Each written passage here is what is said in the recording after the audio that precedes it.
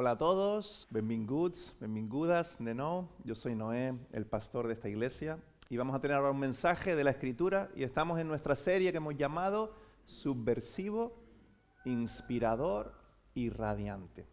Y hoy mi título es Experimentando a Jesús. Es una serie que estamos en el Evangelio de Juan, así que vamos a tener un encuentro con Jesús y al mismo tiempo ver cómo Jesús tiene un encuentro con diferentes personas y a ver qué pasa al final de este tiempo juntos. ¿No te ha pasado que quedas con alguien que quizá estás conociendo o que recién es la primera vez que quedas con esa persona? No un amigo de toda la vida o tu mujer que ya sabes quién es, ya le lees todas las señas, sino alguien a quien estás conociendo todavía. Y cuando termina ese tiempo juntos, te quedas pensando en muchas cosas, ¿no? Normalmente no te vas con una idea principal, como de una charla, sino te quedas, no sé, con algo que te dijo, con cómo trató a la que te cobró el café en la cafetería, con una idea que te lanzó acerca de algo, y te vas pensando, impactado por sus cosas buenas, y también te deja pensando las cosas que no te gustan tanto, ¿no? Pero te vas como evaluando muchas cosas, ¿no? A veces si la persona tiene quizás una virtud muy notable, pues te quedas solo con eso, pero normalmente es la conversación, el trato, la mirada, te vas como esta persona, mira cómo es, ¿no? Pues me gustaría que hiciéramos algo parecido hoy con Jesús. Vamos a leer el texto hoy de manera un poco diferente, porque había tantos detalles bonitos en el texto hoy que no podía elegir una idea solamente a destacar. Y el Señor me dio esta idea, al menos así lo entiendo yo. Entonces vamos a ir por el texto y lo que me gustaría que hiciésemos es justo esto. Vamos a ir viendo qué pasa y ver qué dice Jesús que nos impacte, cómo responde, qué hacen los discípulos. Intentar meternos en la historia y sentir la historia, como si fuera una cita que hemos tenido con Jesús en este caso. Y nosotros quiero que seamos los discípulos, ¿vale? Nuestro papel para intentar imaginarnos la historia hoy es que somos los discípulos. Y de verdad que no quiero simplemente hacer un juego, una dinámica, sino de verdad quiero que tengamos una experiencia de aprendizaje profunda, teniendo este sentir de que estamos allí, experimentando lo que pasa, escuchando cada palabra de Jesús, intentando estar cerca de lo que está pasando. Así que nos ponemos en el papel de los discípulos y todos caben. Todos pueden ser discípulos, no hay que tener ningún título de nada entre los discípulos, lo veremos hoy. Habían personas egoístas, personas que solo pensaban en su futuro y sus propias cosas. Entre los discípulos estaba Judas, el más famoso de todos, que es Judas. Así que, ¿amas a Jesús con todo tu corazón? Estás. ¿Aborreces el cristianismo? Estás. Puedes estar. Quiero que hoy, mientras leemos la historia, te imagines allí como un discípulo más, sintiendo cada cosa que está pasando. Lo intentamos juntos, esto.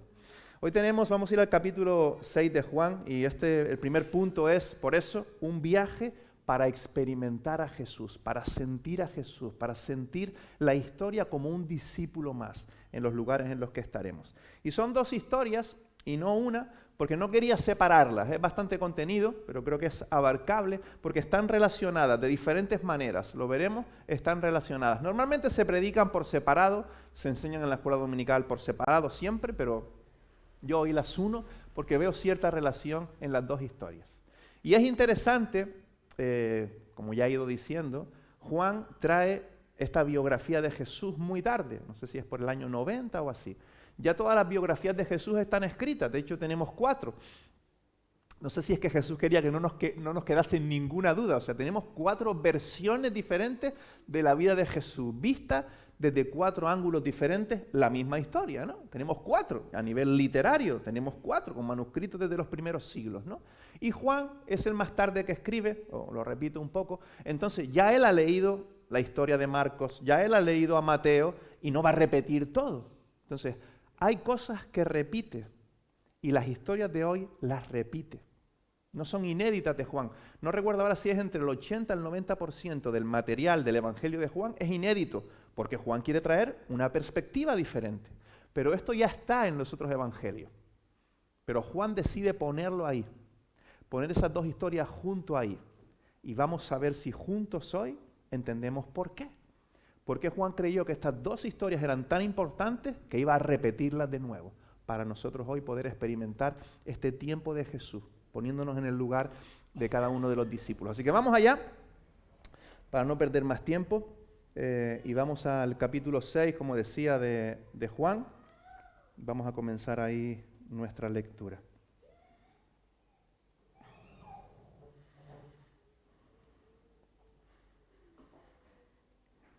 Dice, algún tiempo después, Jesús se fue a la otra orilla del mar de Galilea. Y mucha gente lo seguía porque veían las señales milagrosas que hacía en los enfermos.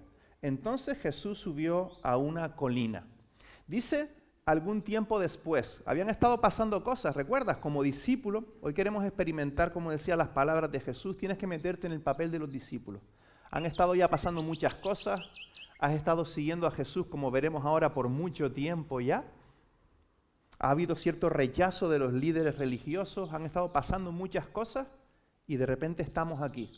Lo que pasó justo antes es que Jesús estaba dando explicaciones de quién es Él. No sé si recuerdan el domingo pasado, porque los líderes religiosos literalmente, ¿qué querían hacer? Matar a Jesús. Y llega este momento y dice el versículo 3 que están en una colina. Así que somos los discípulos de Jesús, estamos con Él allí en una colina. Y dice que mucha gente lo seguía, el versículo 2, porque veían las señales milagrosas. Obviamente, ¿no? Ves a Jesús haciendo milagros, ves a Jesús haciendo cosas extraordinarias, ves a Jesús hablando con la autoridad que habla y le sigues. Entonces llegan a esta colina y mira el versículo 3 y se sienta con nosotros allí. Dice el versículo 3, entonces subió Jesús a una colina y se sentó con sus discípulos. Épico, ¿no? Todos desearíamos vivir este momento presencialmente, pero vamos a intentar vivirlo hoy en la experiencia. Y dice que faltaba muy poco tiempo para la fiesta judía de la Pascua. Estoy leyendo en NVI por si quieres leer en mi misma traducción. Entonces, ¿por qué este versículo ahí? ¿Qué estaba pasando? Dice que estaba cerca la fiesta judía de la Pascua. ¿Qué significa para nosotros como discípulos que estamos sentados con Jesús allí en la colina? ¿Recuerdan esta fiesta? De hecho, es curioso que ya van 2 veces en el Evangelio de Juan que se habla acerca de la Pascua. Está en el capítulo 2, una primera Pascua, esta primera celebración que era anual. Aquí tenemos la segunda. Y en el capítulo 11 tienes la tercera. O sea, que aunque solo estamos en el capítulo 6, han pasado en torno a 2 años de los discípulos estar con Jesús, porque es la segunda Pascua. Así que han pasado, hemos vivido ya muchas cosas con Jesús. ¿Y qué recordamos en esta fiesta? Jesús se está sentando con nosotros ahí en la montaña. ¿Y qué estamos recordando? ¿Cuál es el sentir de esta fiesta? ¿Qué se recuerda en esta fiesta? Se recuerda cuando el pueblo de Israel estaba esclavo en Egipto, pero Dios de manera poderosa, de manera sobrenatural, hizo muchas cosas que no vamos a contar toda la historia ahora, pero hizo muchas cosas extraordinarias y sobrenaturales para sacar a su pueblo de allí. Ahí se instituyó esta fiesta de la Pascua para rememorar este día. Así que este es el sentir que está. Las fiestas en las que el pueblo de Dios recuerda un Dios de poder, un Dios extraordinario, un Dios que sacó de la esclavitud a la libertad a su pueblo. Y en medio de este sentir, Jesús se sienta con sus discípulos en la colina, con nosotros en la colina. Están ahí sentados, todavía esta situación no se ha dado, está Jesús con sus discípulos sentados. Estamos nosotros allí con Jesús deseando disfrutar quizá de que Jesús nos cuente algo, que Jesús nos explique algo, que Jesús nos cuente alguna cosa de las que nos encanta que Jesús nos cuente. Pero dice el 5, cuando Jesús alzó la vista, vio una gran multitud que venía a Él. No podemos disfrutar de ese tiempo de intimidad con Jesús porque viene una multitud. Entonces Jesús le dice a Felipe, ¿dónde vamos a comprar pan para que coma esta gente? Jesús ha llegado a la colina, ya llevan como 2 años de ministerio, han pasado muchas cosas, seguro que están cansados, han estado caminando. Jesús se sienta con nosotros en la colina, empieza a aparecer un montón de gente y la pregunta de Jesús es, ¿dónde vamos a comprar comida para toda esta gente? ¿Es la pregunta que te esperarías si fueras un discípulo de Jesús ahí en la colina? Viendo las multitudes venir a estar con Jesús, con el de los milagros, el de las palabras poderosas, el que sanaba a los enfermos, el que tenía una respuesta para todo.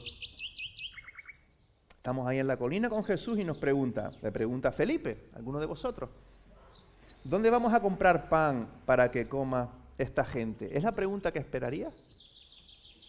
Yo estaría pensando, a ver cómo Jesús disuade a toda esta gente, porque es nuestro tiempo con Jesús en la colina, escuchando el sonido de estos pájaros.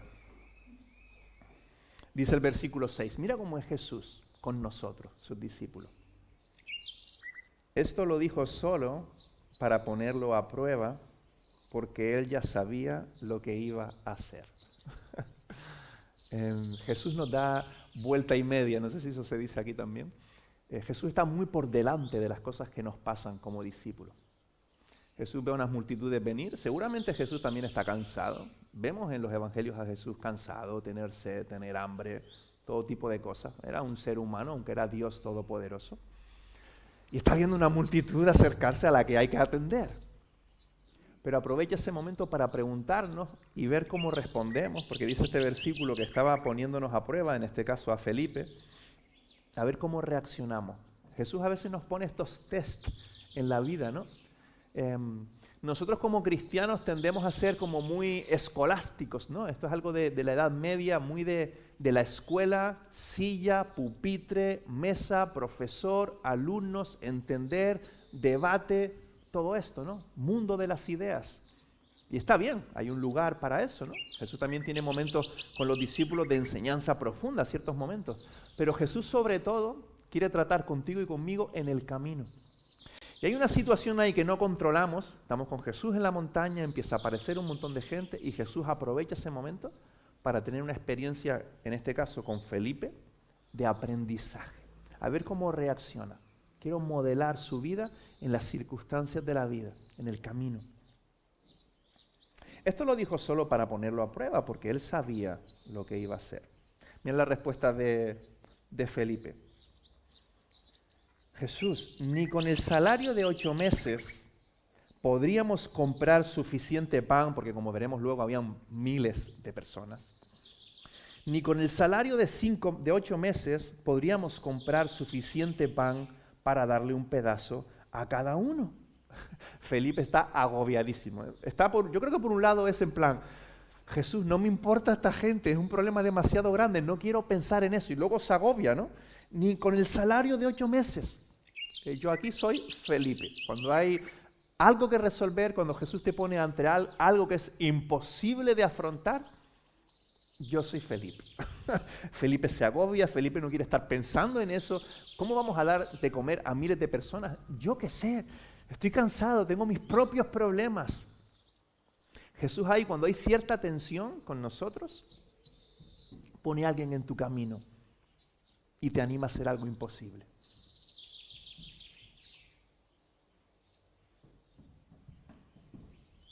Versículo 8.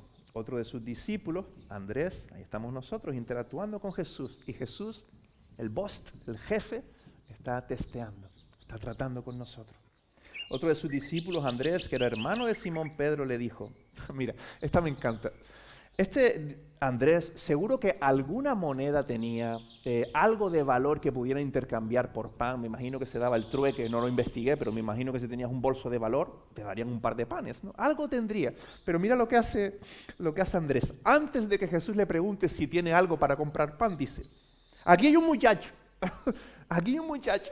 Él tiene algo, úsalo a él si quieres. No, a mí no me esté preguntando, dice, versículo 8. Otro de sus discípulos, Andrés, se anticipa viendo a Jesús. Dice, Jesús me va a preguntar a mí, no sé si va a pedirme algo.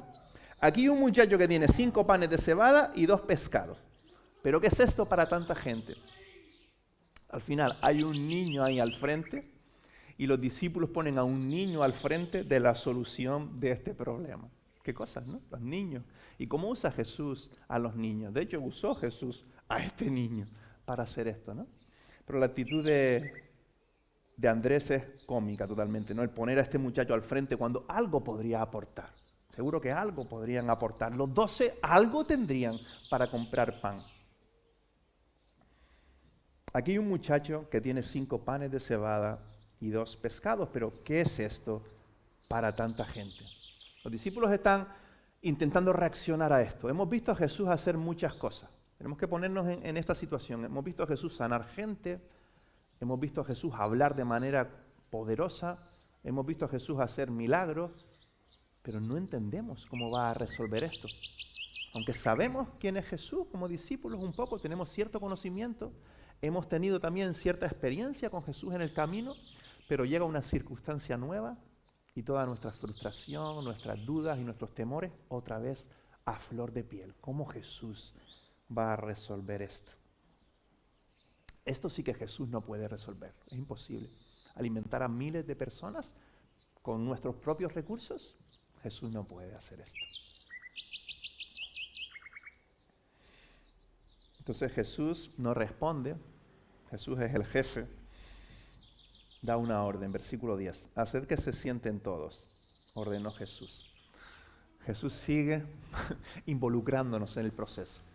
Ahora, estamos ahí con Jesús en la montaña, llega toda esa gente, dice el texto que habían 5,000 hombres, lo leo un poquito más adelante, y Jesús nos dice, sienten a la gente. Hay que ponerse a sentar a toda esa gente. Jesús les da una orden para hacerlos participar de algo que ellos no saben qué es lo que va a suceder. Pero Jesús los involucra en algo que no entienden. Y a veces Jesús, como nosotros, como discípulos, no solo en la montaña que nos pide esto hoy, sino muchas veces nos pide que hagamos cosas que no entendemos. Jesús dice, hacer que la gente se siente, y los discípulos están en plan. No entienden nada. Pero Jesús a veces nos da órdenes, nos llama a hacer cosas, no entendemos hacia dónde vamos, no entendemos cómo vamos a resolver, pero Jesús nos dice, hagan, vayan. En el camino iremos viendo. Hacer que se sienten todos, ordenó Jesús. En ese lugar había mucha hierba, era un lugar cómodo, así que se sentaron, ahí está el dato, y los varones adultos eran como 5,000. Y los discípulos no entienden nada, nosotros no entendemos nada. Jesús tomó entonces los panes, dio gracias, qué bonito este versículo. No perdamos este hábito tan piadoso de dar gracias en la mesa. De cualquier manera, puede ser de la manera más espontánea, pero Jesús siempre lo hace. De hecho, los discípulos cuando luego lo recuerdan este aspecto de que dio gracias. Cogió el pan y dio gracias, más adelante lo recuerdan. Puede ser cuando todos están sentados a la mesa decir gracias Señor por esta comida, por proveernos. Puede ser si hay un momento, una necesidad, pues tener una oración más sentida por alguna cosa más. Pero ese momento de reconocer, estamos alimentándonos porque tenemos un Dios que nos provee. Jesús dio gracias. Y distribuyó a los que estaban sentados todo lo que quisieron. Otras traducciones dicen que distribuyó a los discípulos y los discípulos distribuyeron también. Así que Jesús sigue trabajando en equipo. Jesús está empeñado en hacer esto contigo y conmigo, con cada uno de nosotros. No excluye a nadie. Recuerda que estaban Pedro, Juan, Andrés, Felipe, que no entendían nada, Judas, todos estaban ahí. Jesús está involucrándolos a todos de alguna manera. Jesús tomó entonces los panes, versículo 11, dio gracias y distribuyó a los que estaban sentados todo lo que quisieron. Todo lo que quisieron.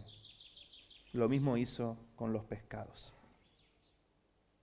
Jesús está orquestando. Jesús sabe lo que está haciendo. Desde el versículo anterior dice, Jesús ya sabía lo que iba a hacer. Los discípulos no saben lo que Jesús está haciendo, pero Jesús nos involucra.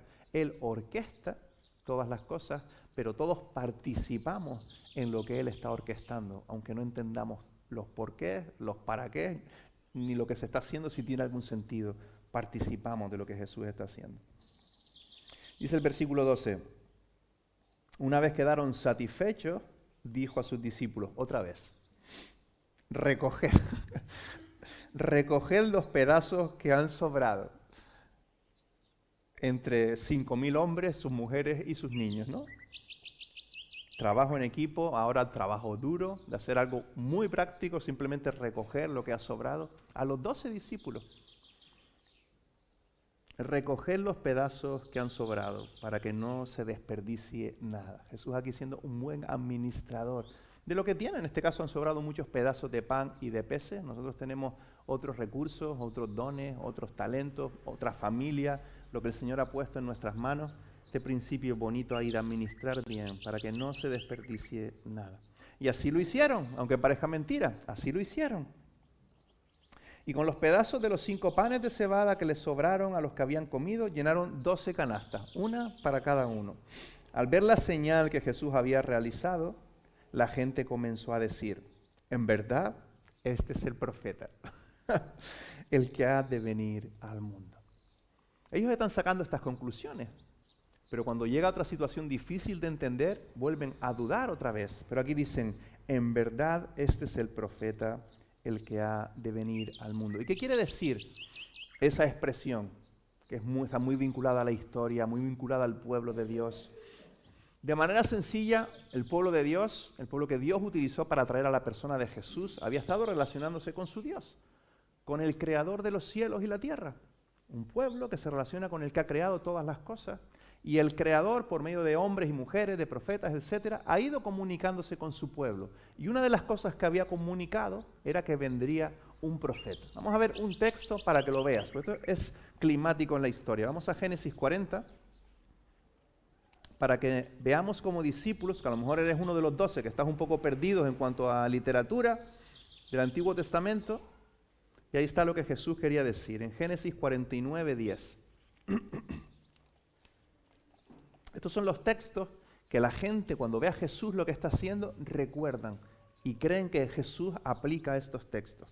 Génesis 49, 10 dice, el cetro no se apartará de Judá, ni de entre sus pies el bastón de mando, hasta que llegue el verdadero rey, quien merece la obediencia de los pueblos. Otro texto más. Hay muchos, pero vamos a leer dos. Deuteronomio 18. Son los textos que Jesús estaba evocando en las personas que conocían la historia del pueblo de Israel. Deuteronomio capítulo 18.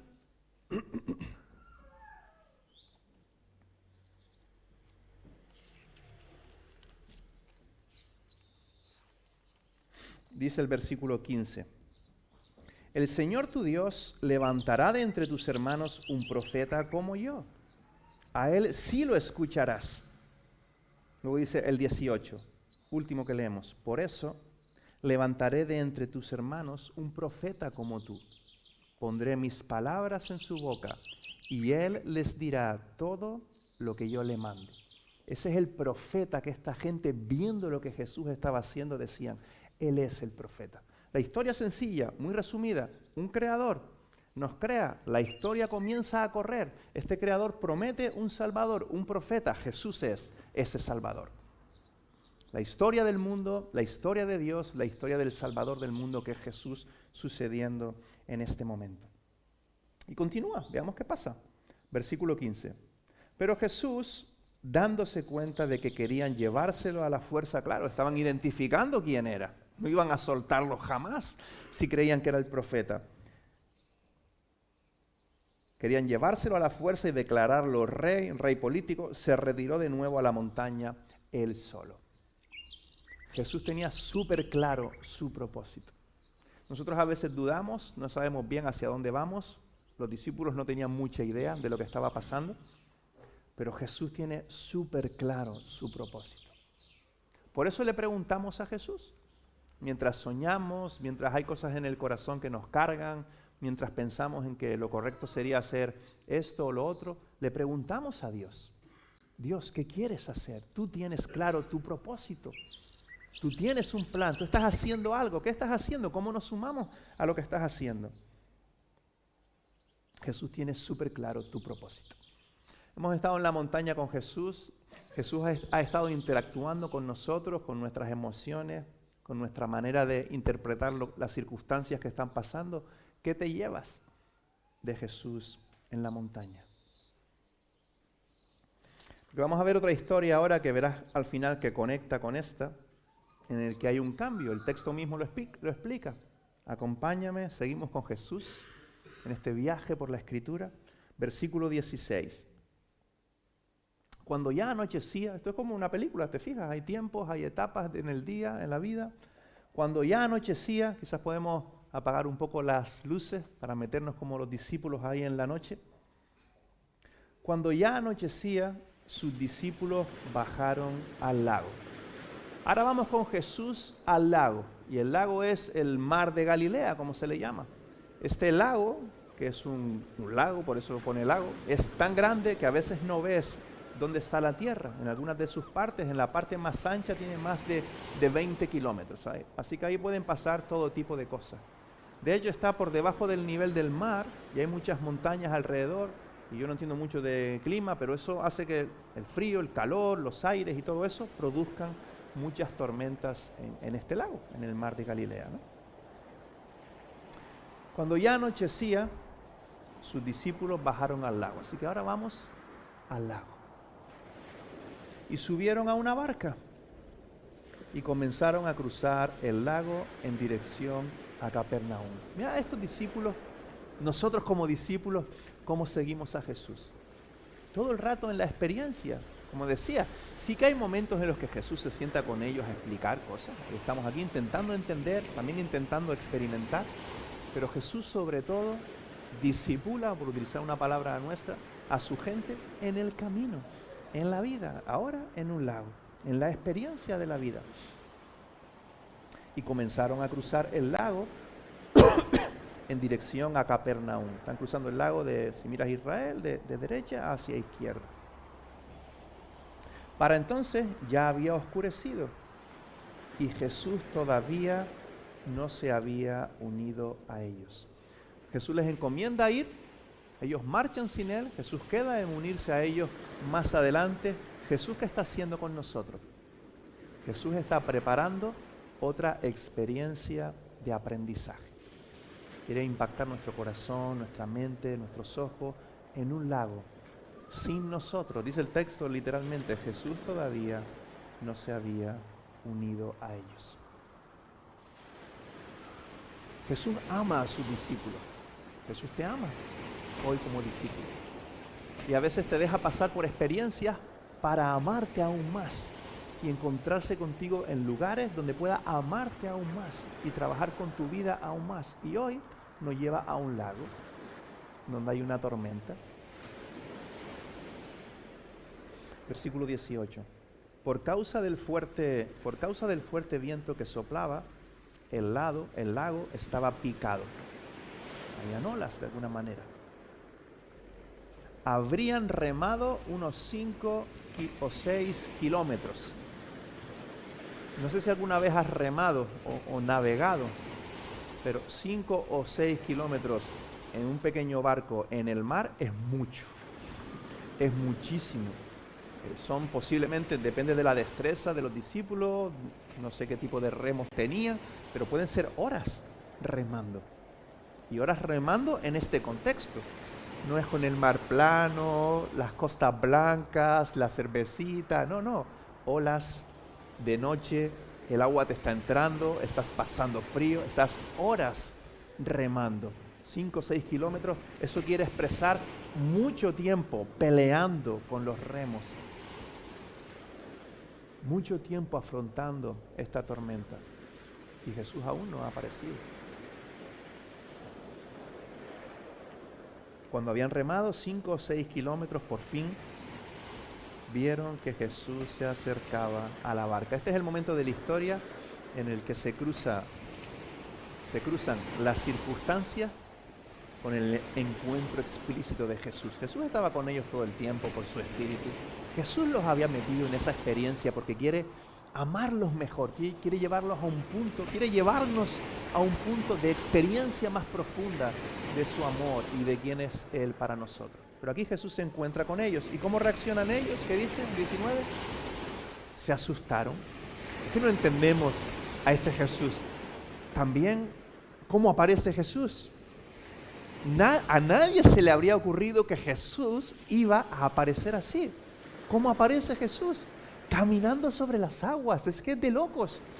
Los discípulos están en medio de una tormenta, ya llevan, horas remando en contra de las olas, pasando frío, no sé si tenían temor o no, porque eran muchos marineros expertos, pero Jesús en la noche aparece caminando sobre las aguas. No sé si estás haciendo la metáfora, no sé cómo aplica a tu circunstancia, pero todo es muy simbólico, muy extraordinario, muy subversivo, porque no esperaría nada de esto.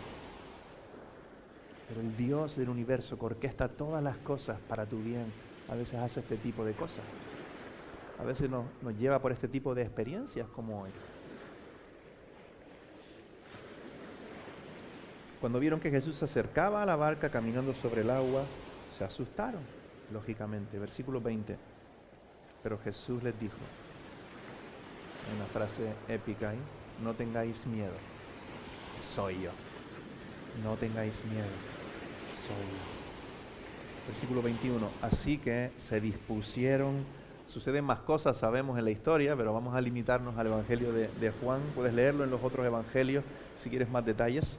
Así que se dispusieron a subirlo a bordo, es Jesús, subámoslo a bordo. Y enseguida la barca llegó a la orilla a donde se dirigían. Juan no está escribiendo nada ahí por casualidad.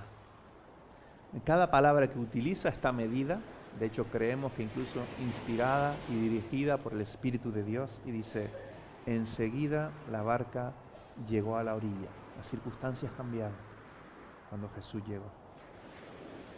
Vaya experiencia de fe. Vaya experiencia de aprendizaje por la que Jesús nos lleva entre las olas. Llegamos a la orilla, así que aquí acaba la historia del lago. ¿Con qué te quedas? Ya se puede hacer de día, si quieren, podemos encender las luces porque ya hemos llegado a la orilla. Y de hecho el versículo 22 dice, al día siguiente, ya ha amanecido.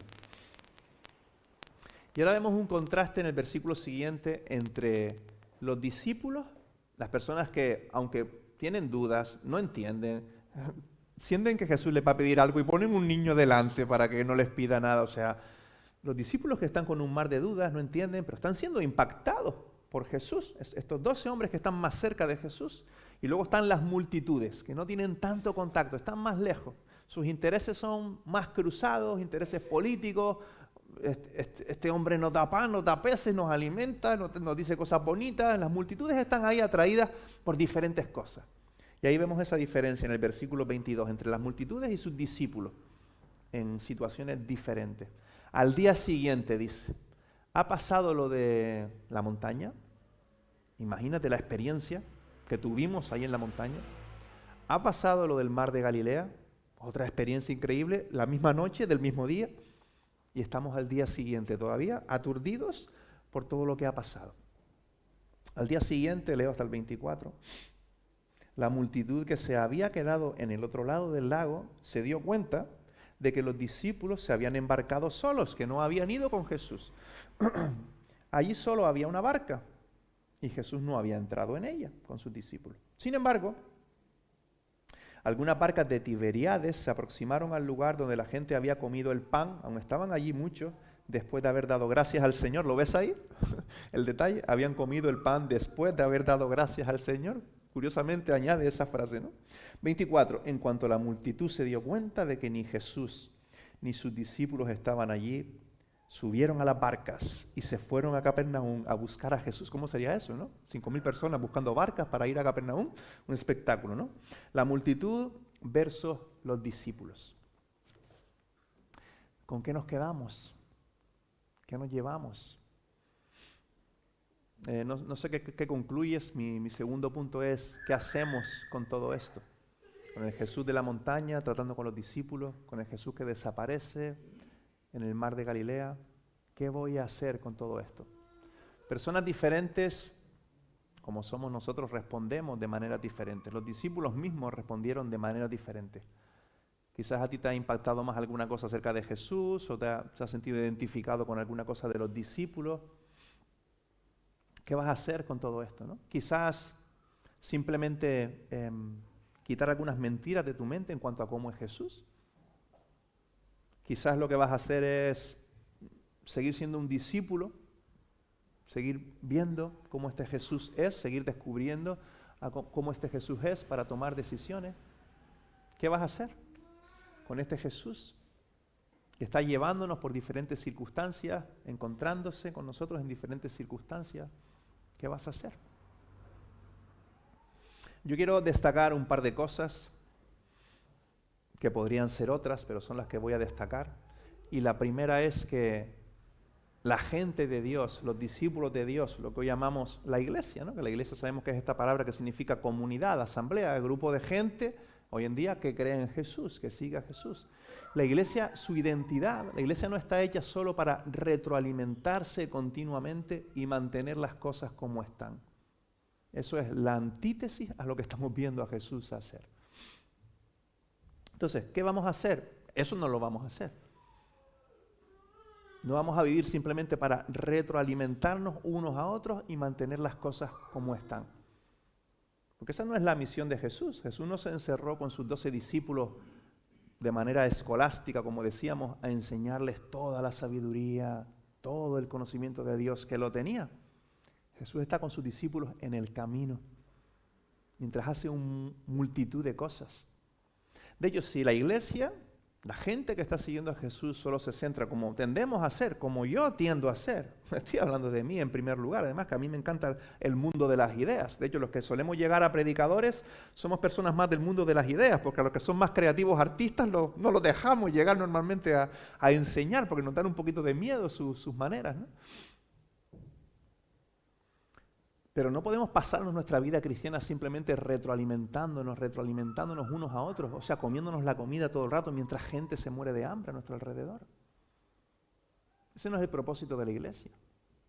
Tampoco es el propósito de la iglesia mantener las cosas como están. Mira Jesús lo que hacía. Jesús era un loco. De hecho, no sé qué haríamos con Jesús hoy en día.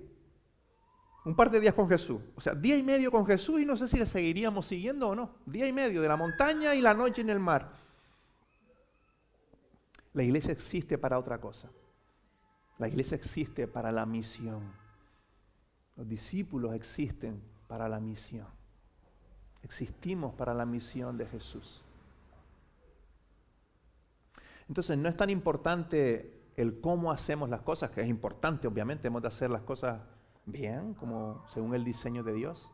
Pero cómo hacemos la iglesia no es tan importante como el qué. La misión es el qué. De hecho, ojalá tuviéramos la oportunidad de tener la experiencia de visitar la iglesia en diferentes continentes. Estar una semana con una iglesia en Asia, estar una semana con una iglesia en África, para que notásemos lo diferente que son las iglesias y la manera en la que experimentan su fe. Los cómo son diferentes. El qué es lo que importa. Por eso tiene todo el sentido del mundo y no pasa nada cuando tenemos un servicio en la playa, porque el cómo da igual, el lugar da igual, el qué es lo importante. Jesús es lo importante y la misión de Jesús es lo importante. Fíjate cómo Jesús hace misión. Él lo hace perfecto. Dice el texto que Él va probando y hablando con sus discípulos, pero Él sabe cómo hacer la cosa. Él sabe cómo hacer la cosa. Entonces, la misión de Jesús, ¿qué es? Porque tiende a ser ambiguo, ¿no? Son palabras también muy gastadas que tienden a ser ambiguas, ¿no? Por eso nuestra visión, yo no sé en qué momento salió esa frase de nuestra visión, pero es épica. Nuestra visión es extraordinaria, o sea, hace lo ambiguo un poco concreto. La misión es crecer juntos. Eso nos suele encantar a los que amamos a Dios, porque suena a retroalimentarnos nuestras cositas, con las puertas cerraditas, nuestros campamentos, estudiar bien la teología, que me encanta. Yo estuve 4 años en un seminario estudiando pura teología, porque me encanta, hay su lugar, y Jesús lo hacía. Pero luego está esa otra parte, facilitar puentes. Y son 2 partes que no podemos separar. Hay una ahí en medio. No es crecemos juntos a veces y a veces facilitamos puentes. Crecemos juntos y facilitamos puentes. Piensa en la historia. Es lo que Jesús estaba haciendo. ¿Crees que como discípulos de Jesús en este día y medio con Jesús crecemos en cuanto a nuestra experiencia de quién es Jesús? Claro que sí. Nadie lo dudaría, ver a Jesús hacer estas cosas, sentir estas preguntas duras de Jesús, de cómo vas a resolver este problema. Recoge los pedazos, sienta a las personas. Claro que crecemos juntos con Jesús, pero Jesús está, mientras ellos crecen juntos, facilitando puentes. Alimentó a miles de personas, literalmente, mientras trataba con sus discípulos. Jesús es Jesús. Él lo hace todo junto de manera virtuosa, ¿no? Pero en cómo vivimos nuestra fe, sobre todo cuando estamos en nuestro dolor, en nuestras historias, que todos las tenemos en más o menor sentido, nos gusta que nos ayuden a crecer, pero nosotros tener que involucrarnos en facilitar puentes, en la misión de Jesús. Pero la misión de Jesús son las 2 cosas. las dos cosas. Y a veces algunos eligen una, algunos eligen otra, pero Jesús hace las dos cosas. La primera la tenemos un poco más clara, porque tiene que ver con entender a Jesús, con experimentar a Jesús, con conocer a Jesús, crecer. Parece que nos suena un poquito más concreto, ¿no? Hay cosas tangibles que hacemos que sabemos más o menos cómo se manejan. Pero la misión de Jesús en cuanto a facilitar puentes, en cómo quiere Jesús a mí involucrarme en lo que está haciendo hacia afuera, en alimentar a los miles, como metáfora, en sanar a un enfermo, en pasar tiempo, como vimos, con una mujer en un pozo, escuchándola y respondiendo a sus inquietudes. Porque Jesús quiere usarte en la misión, es lo que vemos. Y esto para nada es, ¿cómo decirlo?, algo que traigo como negativo, como una bronca, sino simplemente es para mí una conclusión del texto, para mí mismo. Y como iglesia quiero que juntos respondamos a esto, de preguntarnos cómo hacemos la misión de Jesús, creciendo juntos y facilitando puentes al mismo tiempo, cambiando el cómo continuamente. Estamos preguntándole ahora a Jesús, ¿cómo quieres usarnos en el verano? A partir de septiembre, ¿quieres hacer algún cambio? ¿Quieres que sigamos en este local? ¿Quieres que vayamos a otro? ¿Quieres que tengamos otros enfoques? ¿Quieres que nos centremos en algún círculo de población específico? ¿Seguimos haciendo las mismas cosas? ¿Hacemos otras? Porque el espíritu se mueve, es orgánico. Que la normalidad para nosotros sea la anormalidad. Los cambios, que los cambios sean lo normal. Que la estabilidad la encontremos en la inestabilidad, porque Jesús tenía a estos discípulos como pollos sin cabeza. Y yo sé que entender la misión es difícil. Había un amigo pastor, hablando hace poco en un retiro de pastores, nos decía, estábamos hablando de los grupos pequeños, por ejemplo, ¿no? Y yo le estaba hablando de nuestro material, que queremos incluir la misión en los grupos pequeños, y él me decía, claro, que los grupos pequeños o cualquier otra cosa, ¿no? Si solo es retroalimentación, ¿sabes qué pasa con el crecimiento cuando solo hay retroalimentación?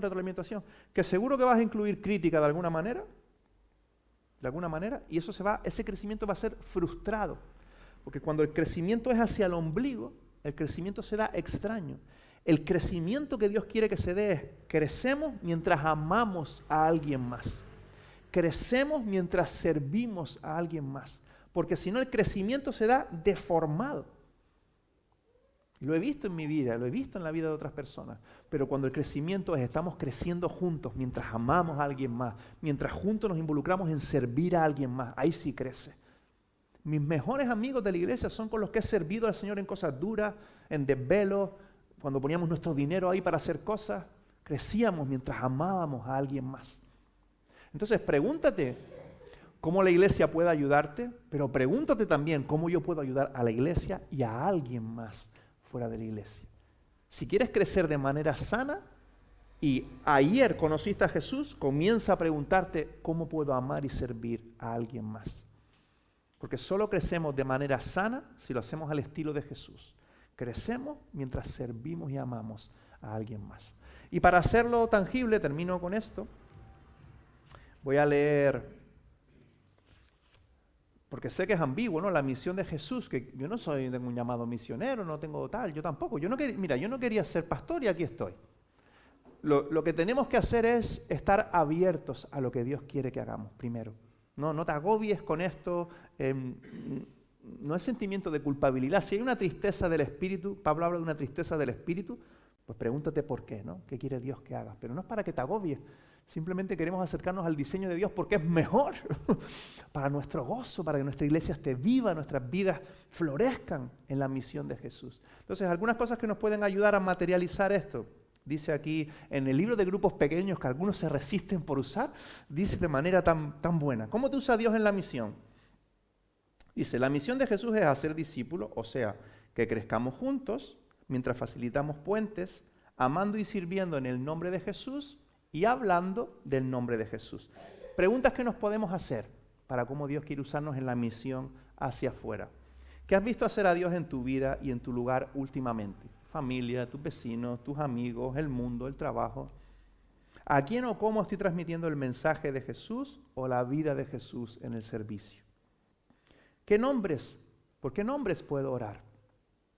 ¿Cómo estoy haciendo bien a otros en mi entorno? Hay oportunidades de servicio en mi entorno, estoy abierto a las oportunidades.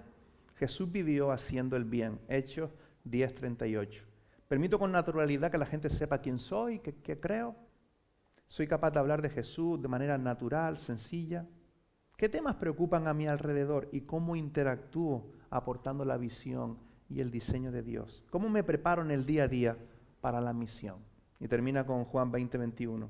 Como el Padre me envió a mí, este es Jesús, como el Padre me envió a mí, así yo os envío a vosotros. Es el llamado de Jesús. Entonces tenemos esta mezcla, el texto nos deja con esta mezcla con la que concluyo. Estamos creciendo juntos y esto significa que puede haber quizás cosas, estoy terminando para orar, ¿vale? Quizás cosas de las que arrepentirte, quizás cosas que dejar atrás, quizás venir a Jesús, preguntarle por primera vez, Jesús, ¿estás ahí? ¿Cómo me relaciono contigo? Y venir a Él, empezar a investigar quién es Él, su mensaje, su cruz. Quizás preguntarle por cuáles son sus propósitos. Eso tiene que ver con crecer juntos. Y la misión, pues comenzarnos a cuestionarnos todas estas cosas a nivel individual, a nivel de grupos pequeños y como iglesia, y en especial ahora en el verano. Porque en este día en la montaña y en esta noche en el lago crecieron juntos y facilitaron puentes. Padre, gracias por tu palabra, gracias por estas dos historias extraordinarias, tratando con nosotros, tus discípulos. Y gracias por tu escritura que nos da estabilidad para saber cómo seguirte. Te pedimos que podamos seguirte experimentando, que podamos seguir creciendo, mientras escuchamos por tu Espíritu en qué quieres que nos involucremos para servir a alguien más. Y quizás estás aquí y nunca has experimentado a Dios y quieres decirle, Jesús, creo que eres el Hijo de Dios, quiero comenzar a conocerte, ven a mí, perdóname, sálvame, restáurame, quiero seguirte. Bendícenos contigo, Señor, y danos la alegría de tu presencia, en el nombre de Jesús. Amén.